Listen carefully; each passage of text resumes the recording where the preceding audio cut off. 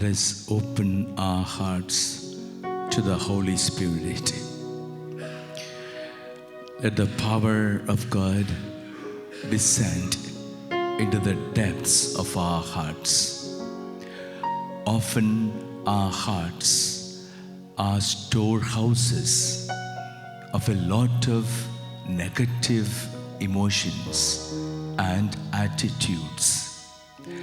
Negative emotions that get stored up in the depths of our hearts because of the many negative experiences of our past. We trusted people, but they deceived us. And even today, there could be a bitter memory in our heart. We ask questions. How could he deceive me like that? The more we question, the more angry we become. Again, we loved people and we were rejected. And the pain of it burns in our hearts even today.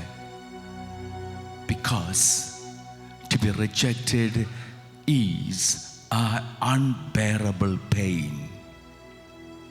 We counted on people, but in the moments of our need, they turned their gaze away. And even today, we are not able to forget such sad, angry feelings. How can we? We're not able to forget. We're not able to forgive. The only way these experiences, these negative emotions will be taken away from us is by the power of the Holy Spirit. In the name of the Father, and of the Son, and of the Holy Spirit. Please be seated. Hallelujah. Hallelujah. Hallelujah. Let's clap our hands and praise the Lord. Hallelujah. Thank you, Jesus. Praise you, Jesus. You know what that means? That means the Holy Spirit is already descending into our hearts. Only when the Spirit of God flows into our hearts, only then will there be peace in our hearts. We will be able to sleep only when there is peace. If there is a man in your bedroom with a dagger hanging down his waist, and you see that dagger, will you be able to sleep? You are disturbed. You are distressed. And no wonder many of us need a sleeping pill to put us to sleep.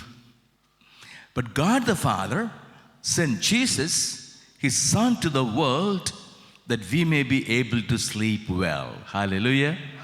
Hallelujah. Hallelujah. Sleeping well is very important. That's when the whole body is resting, the mind is resting, we are at peace. And that's what God the Father told us. On the day when Jesus was born in Bethlehem, God the Father sent His angel, His messenger. Angels means messengers.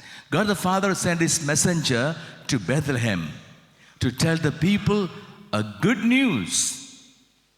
Our Savior is born for you in the city of David, Bethlehem.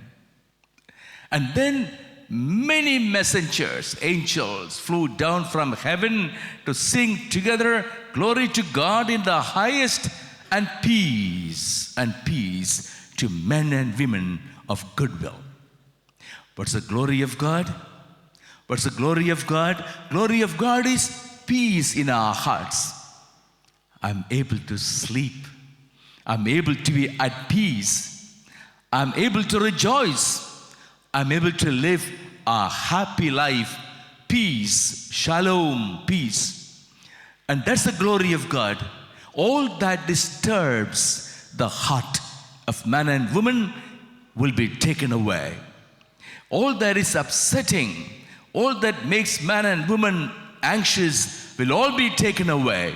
There will be peace, and that's the glory of God. A God who considers a man, a woman in peace, living in peace as his glory. That's the mystery of incarnation.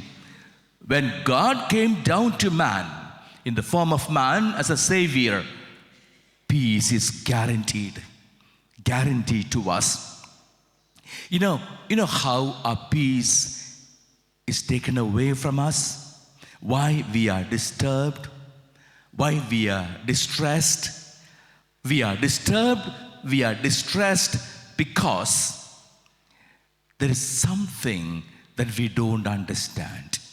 Something we can't accept happening to us. Something against our calculations. Something against our expectations. And so we are disturbed. As a little baby, we loved our parents, mother, the father. And when we love someone, what do? When we love someone, we try to build our life around that person. We count on him. We count on her. We want that person always with us because I identify my life with that person. A little baby, for example, builds its life around the father, around the mother. And the baby will hold on to the mother, the father. And if the mother is not there, if the father is absent, the baby would cry. And the mother will come running and pick up the baby. And the baby is at peace. Baby stops crying. Hallelujah. Hallelujah. And if the baby feels the mother is being taken away, the father is removed, the baby will be upset. So upset, the baby would be angry, the baby would be depressed and will not stop crying. I remember my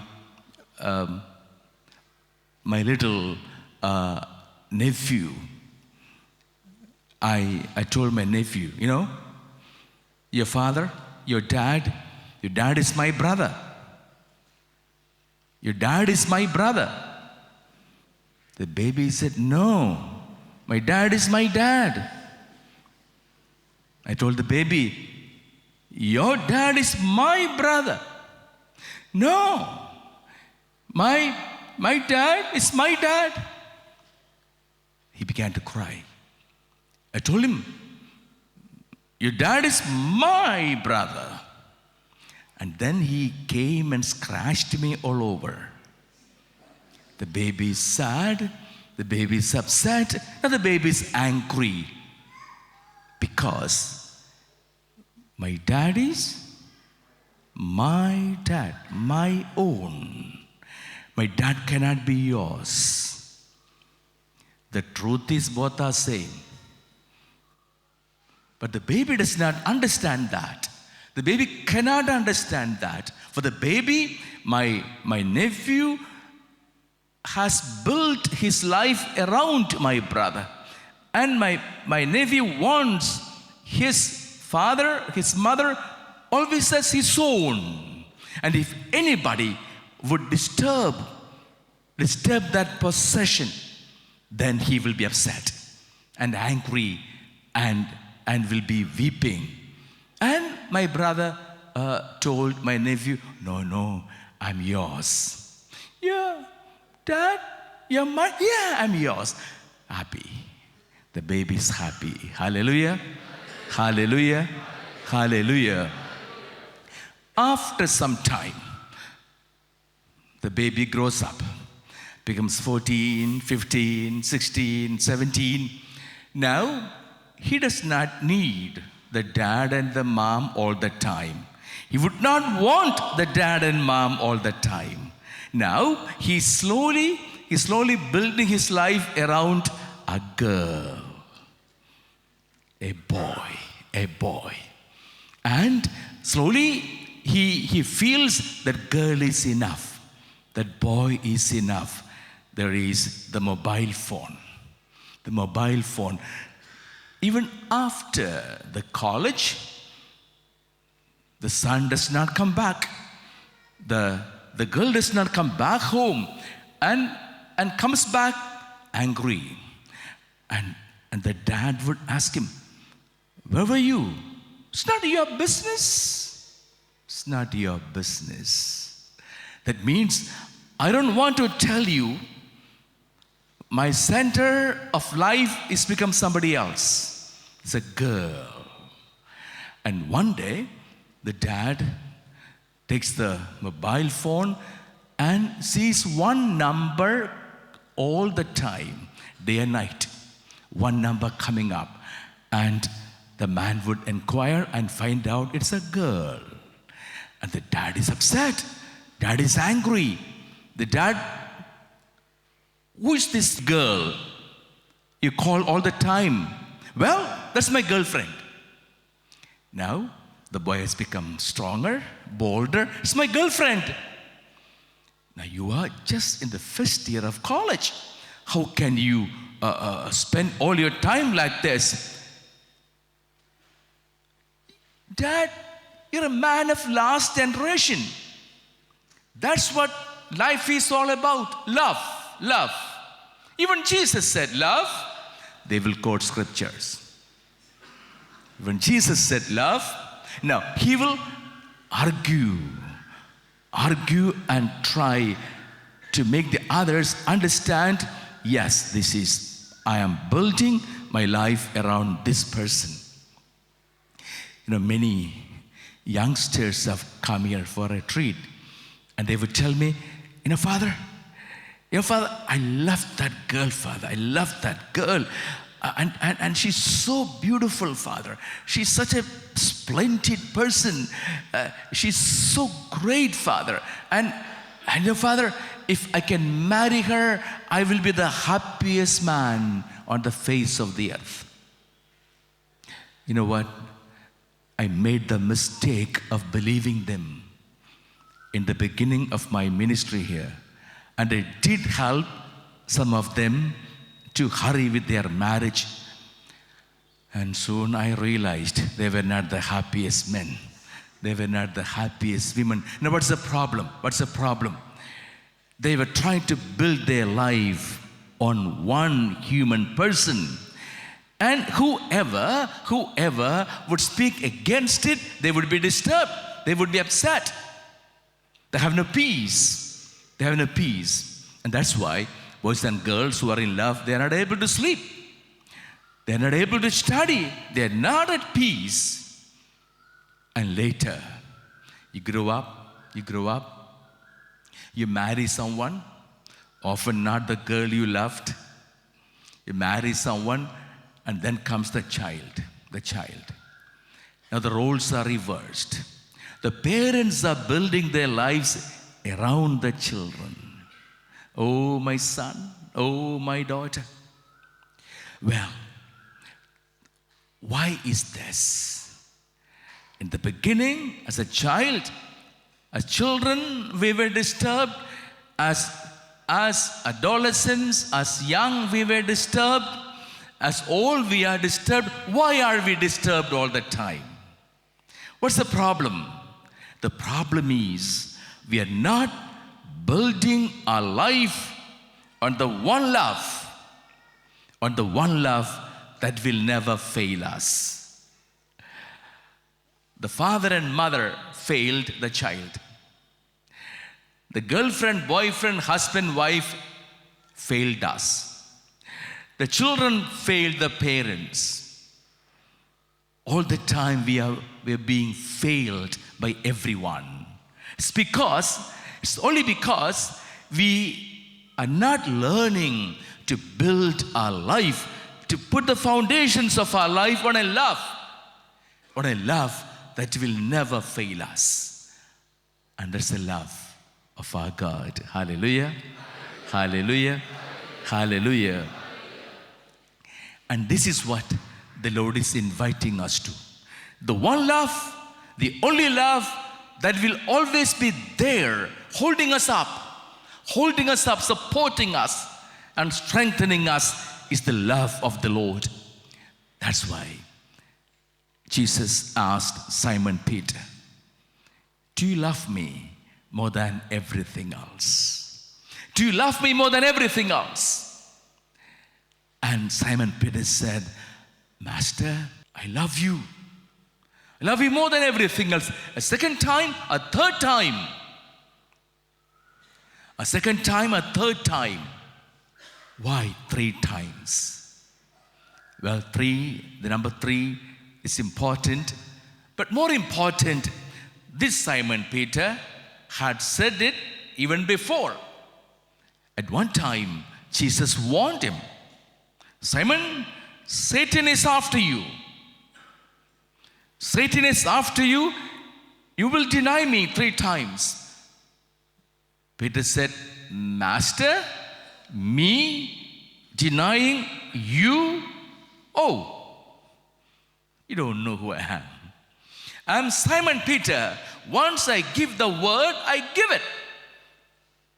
I don't take my word back. That John is too young. He might deny you. That Thomas is impulsive. He also might deny you. But me, I will never deny you. And shamelessly, he denied, right? 3 times Simon Peter denied Jesus. And we are told Jesus did not take offense. Jesus did not take offense at the denials of Simon Peter. Rather, Jesus turned and looked at him and loved him. And now, Simon learned a lesson. After all that, after the death and resurrection, Jesus comes and Jesus asks Simon Peter, do you love me more than everything else? I don't build my life even on myself. I want to build my life on Jesus. It is in Jesus that I trust. It is in my God that I trust. It is in Him that I find the beauty and the meaning of my life. I love Him more than everything else. Simon Peter said to Jesus, you know my heart. You know it is you that I love. And this is what today we must be telling Jesus, because we want peace. That's the one thing we don't have. You may have money, you may have name, fame, you may have political clout, you may have everything this world can give you, and yet you could be disturbed, you could be upset, you can't sleep, you cannot be gentle, you cannot deal with others joyfully, lovingly. The reason is you are disturbed. There's a disturbance deep in your heart, in my heart. What's needed today is to tell Jesus, I love you. I love you more than everything else. I want to give my life to you. I want to live for you. I love you, Jesus, more than everything else. Hallelujah. Hallelujah. Hallelujah.